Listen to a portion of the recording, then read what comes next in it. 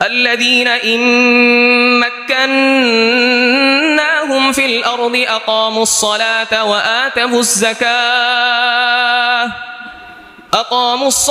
وآتوا الزكاة وأمروا بالمعروف ونهوا عن المنكر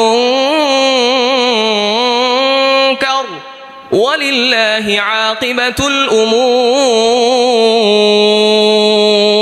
هو أن يتبع أمر الله بوضع كل شيء في موضعه من غير إفراط ولا تفريط আল্লাহর নবী সাল্লাল্লাহু আলাইহি ওয়াসাল্লাম বলেন আল্লাহ তাআলা সেই কিয়ামতের বিভীষিকাময় অবস্থায় 7 শ্রেণীর মানুষকে আরশের নিচে সুপার ডিলাক্স গ্যালারির ভিতরে আল্লাহ তাআলা জায়গা দিবেন। সুবহানাল্লাহ।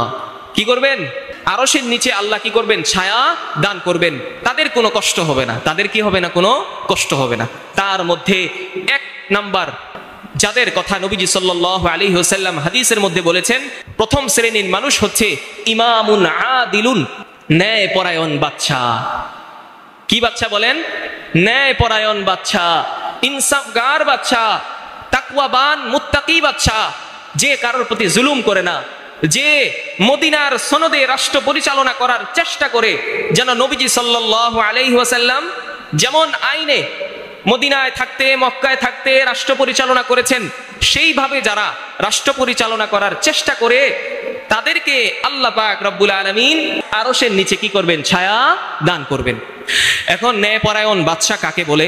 ন্যায়পরায়ণ বাদশা হচ্ছে হুয়া আইয়াত্তাবিআ আমরাল্লাহি বিওয়াদ'i কুল্লি শাইইন ফি মাওদি'iহি মিন গায়রি ইফরাতিন ওয়ালা তাফরীত। ন্যায়পরায়ণ বাদশা হচ্ছে ওই বাদশা, ওই ব্যক্তি, যেই ব্যক্তি আইয়াত্তাবিআ আমরাল্লাহ, আল্লাহ যে সমস্ত বিষয়ে আদেশ করেছেন সেই সমস্ত বিষয়ের অনুসরণ করে। কি করে বলেন? সেই সমস্ত বিষয়ের অনুসরণ করে। বিওয়াদ'i কুল্লি শাইইন ফি মাওদি'iহি, প্রত্যেকটা জিনিসকেই তার যথাস্থানে রাখে। মিন গায়রি ইফরাতিন ওয়ালা তাফরীতিন, কোনো বাড়াবাড়ি এবং ছাড়াছাড়িও থাকে না সেই জায়গায়। কোনো বাড়াবাড়িও থাকে না, ছাড়াছাড়িও থাকে না। তাকে বলে ন্যায়পরায়ণ বাদশা। ন্যায়পরায়ণ বাদশা কাকে বলে? যে আল্লাহ পাক রব্বুল আলামিনের হুকুমের অনুসরণ করে, আদেশের অনুসরণ করে, প্রত্যেকটা জিনিসকে তার স্বস্থানে রেখে, প্রত্যেকটা জিনিসের ক্ষেত্রে সে কোনো বাড়াবাড়িও করে না, ছাড়াছাড়িও করে না। তাকে কি বলে? ন্যায়পরায়ণ বাদশা। এরপরে বলা হয়েছে হুয়াল আদিলু ফি নাফসিহি ওয়াল আদিলু ফি হুকমিহি, সে নিজে যেমন ইনসাফগার, নিজে যেমন ইনসাফ করে নিজের ক্ষেত্রে, তেমনি ভাবে অন্য একটা মানুষের ক্ষেত্রে যখন হুকুম প্রয়োগ করতে যায় তখনও সে ইনসাফগার বাদশা হয়ে হুকুম প্রয়োগ করে। সুবহানাল্লাহ। তাকে বলে কি? ন্যায়পরায়ণ বাদশা। আচ্ছা, ন্যায়পরায়ণ বাদশার কথা আমরা বুঝতে পারলাম। কোরআনের মধ্যে 4টা মৌলিক গুণ যার ভিতরে থাকে তাকেই আল্লাহ পাক রব্বুল আলামিন ন্যায়পরায়ণ বাদশা হিসেবে উল্লেখ করেছেন। সুবহানাল্লাহ। কয়টা গুণ? 4টা গুণ। পবিত্র কোরআনুল কারীমের সূরাতুল হজ 41 নম্বর আয়াত, এই আয়াতের মধ্যে আল্লাহ পাক রব্বুল আলামিন বলেন الذين إن مكناهم في الأرض أقاموا الصلاة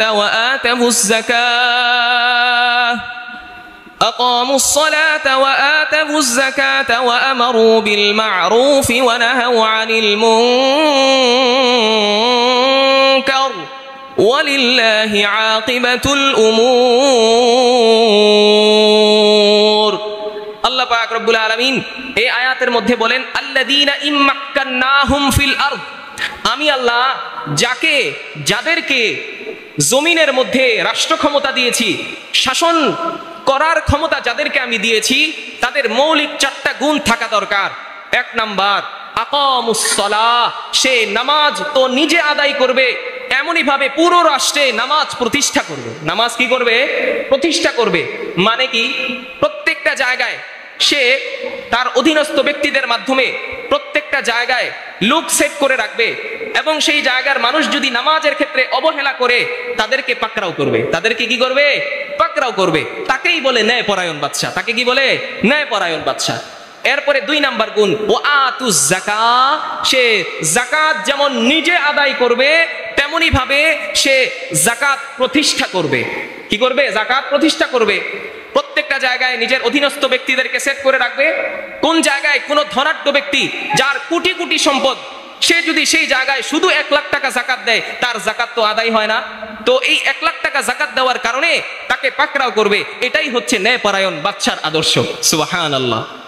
এরপরে 3 নাম্বার যে গুণ, ওয়া আমারু বিল মারুফ, সে সৎ কাজের আদেশ করবে। 4 নাম্বার, ওয়া নাহাউ আনিল মুনকার, সে অসৎ কাজ থেকে কি করবে? নিষেধ করবে। আল্লাহ পাক রব্বুল আলামিন বলেন, আমি যাদেরকে ক্ষমতা দিয়েছি তারা যদি এই 4 গুণে গুণান্বিত হতে পারে, তাহলেই সে ন্যায়পরায়ণ বাদশা। আর এই ন্যায়পরায়ণ বাদশাকেই আমি আল্লাহ কিয়ামতের ময়দানে সেই সুপার ডিলাক্স গ্যালারি, যেটা আরশের নিচে আল্লাহ তৈরি করে রাখছেন, সেই ভিআইপি জায়গায় আমি তাকে আশ্রয় দিব। সুবহানাল্লাহ।